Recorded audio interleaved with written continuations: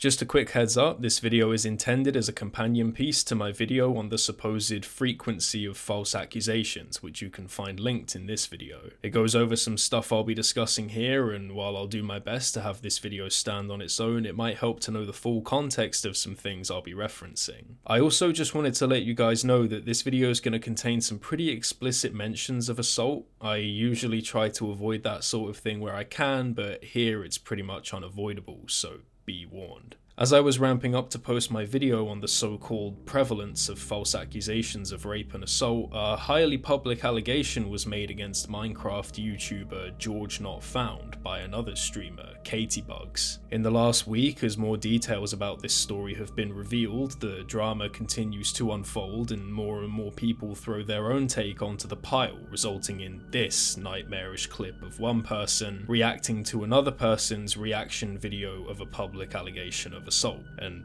now here I am talking about it, so great. And those people spectating have, of course, taken sides. I've seen a lot of discourse about these accusations, their severity and what led to them, and I wanted to talk a bit more about it while it's still in the public consciousness. And another quick disclaimer, I'm not going to be making any definitive statements on what I think happened on the night that Katie has spoken about. I ultimately don't know enough to make a judgment, and it's not something I'm comfortable doing in any case. This video is not about providing a guilty verdict to anyone involved. Rather, what I want to do is take this most recent, highly public incidence of sexual assault allegations discourse and examine the way we talk about these things in general. I've seen a lot of people involving themselves in the discussion of this most recent case, and in their effort to prove how unserious and overblown they find this incident to have been, all they end up doing is reinforcing some really harmful and reductive ideas of what a real rape and a real victim look like.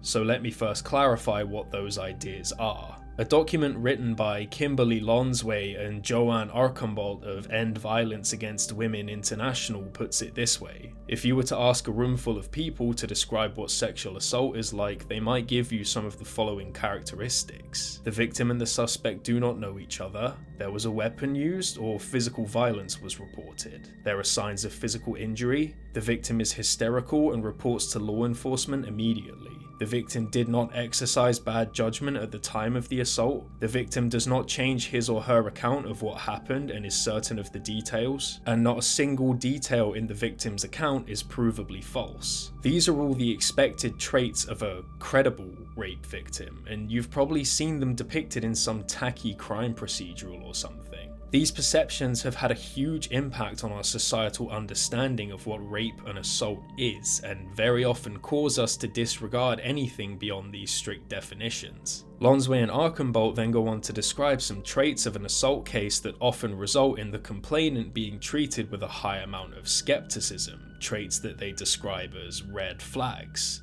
Things like there being no signs of a struggle or injury, the reporting being delayed by a substantial amount of time, the complainant having abused substances at the time of the assault happening, and details being omitted or exaggerated when the report is made. These are often treated as cause for alarm, hence the name red flags, and will often cause a person's story to be outright disregarded or seen as fabricated. Of course, the tragedy here is that these red flags are often the most common dynamics of rape as it occurs.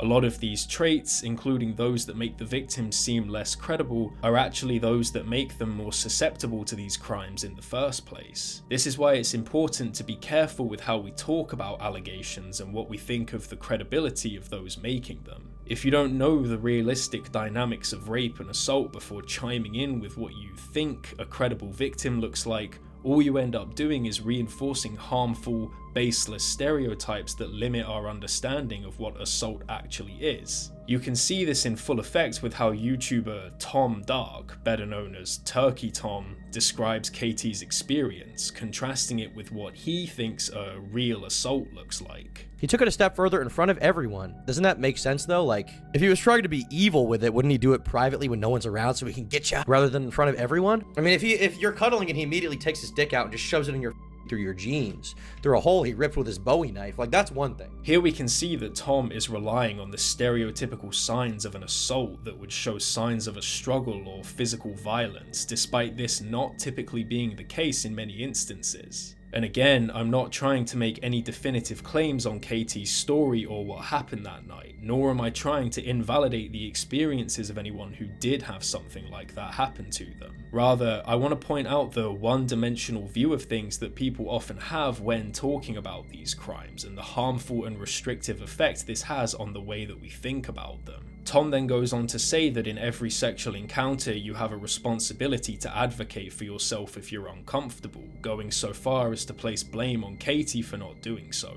As a shy person, I could not speak up in front of him and everyone else. Well, that's your fault. That's not his fault. Like, if you're shy, then don't get drunk and cuddle with people. Like, I don't know what to say. Like, that's your fault. You have a responsibility to advocate for yourself in sexual situations. Is that a shocking thing to say? And again, it's not technically wrong to say that people should look after themselves, but once again, put that in contrast with how a lot of real assaults actually occur, and you begin to realize how meaningless this statement is. It's very well documented that people who are being assaulted often freeze up as a natural fear response to what they're experiencing. Tom doesn't account for this though, because he's already made up his mind as to how a credible victim acts based on what he thinks is true. His perception is based on lazy stereotypes rather than the documented facts. And this reliance on lazy stereotypical thinking rather than any appreciation for the true dynamic of assault leads to Tom advocating against the very simple solution to a lot of these problems. That, of course, being vocal consent. If you're cautious about consent, why not ask? This is, once again, like, this is just not how things usually work. Like, typically the way people interact is much more human than this, like, robotic, like, "Excuse me, sir, would you like to engage in sex of the gay variety?"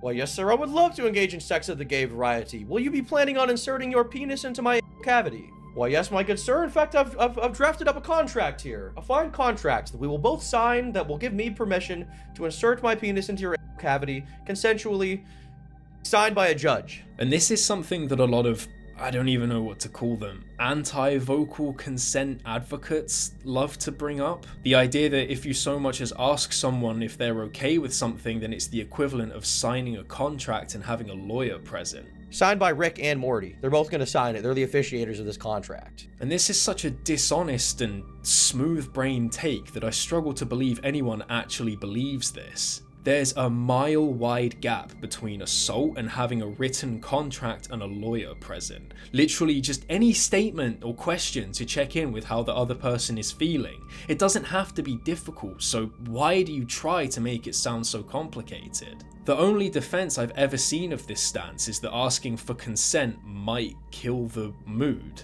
Which, fucking hell. Ignoring the thousands of women who have expressed the exact opposite perspective, what kind of thought process is that? Oh, what if we're in the heat of the moment and things are getting steamy and hot and heavy? What do you think, you're in The Notebook? There's no reason not to check in with the person you're with at that moment. It's basic respect to make sure that everyone involved is cool with it, and if it turns out they're not, then, well, womp, better luck next time. But this anti-vocal consent stance is contradictory to what Tom says at another point in the video, wherein he lambasts Katie for ascribing a malicious intent to George's actions without knowing if this was the case. She's putting thoughts in his mind as well. She's putting intention in his head that he's never expressed. So, on the one hand, it's silly to assume that you know what someone's thinking, but then he also says this. I didn't think cuddling automatically meant it was to turn sexual. What? I have never cuddled with a girl I didn't intend on f***ing. Has anyone ever? Kissing someone isn't sexual.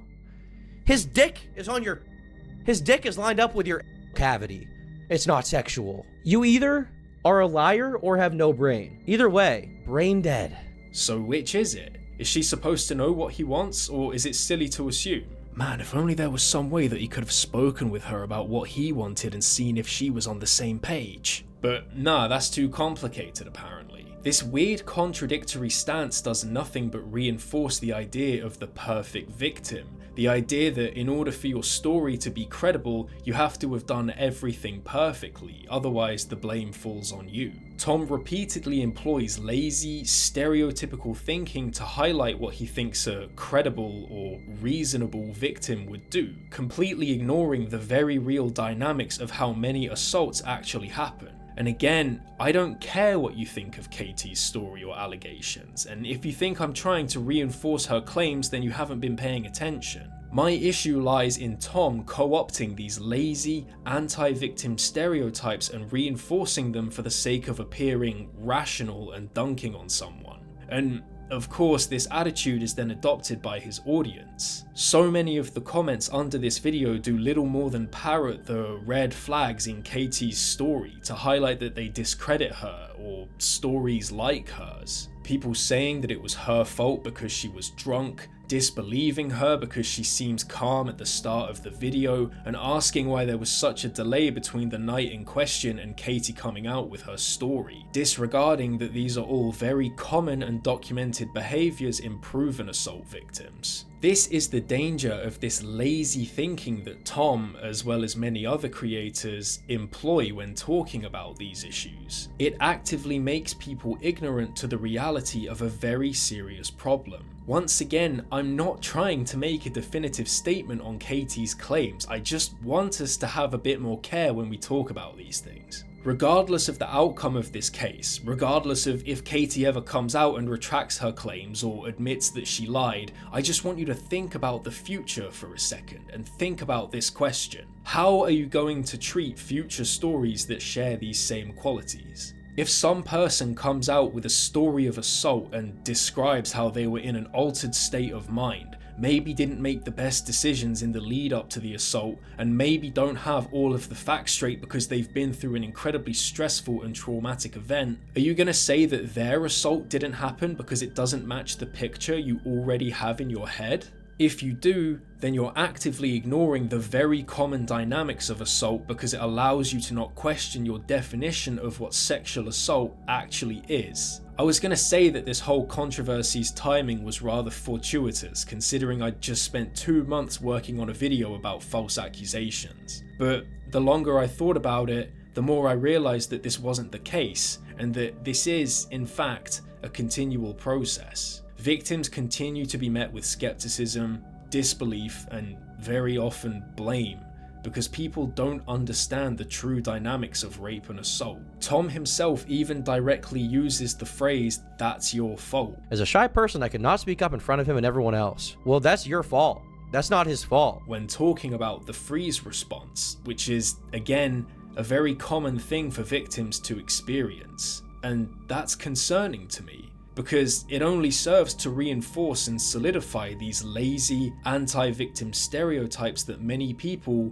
including authority figures, have. Again, just look at how these stereotypes are received by his audience. One person came forward and shared her own experience of being sexually assaulted in front of a group of friends while they all just sat there and watched, and in response somebody put the blame on her for putting herself in that situation. You know, a situation where she was surrounded by people that she trusted who could have intervened but didn't. This is the risk of content creators not handling these very real problems with the responsibility they require, and we must be aware of that fact moving forward. I don't know, maybe this video is misguided or missing the point, but there has to be a way that we can talk about these things without other victims becoming collateral damage in the process. I'm running out of things to say now, so just please make sure to go and donate to RAIN or the Survivors Trust for US and UK victims respectively. I've put the link in the pinned comment below.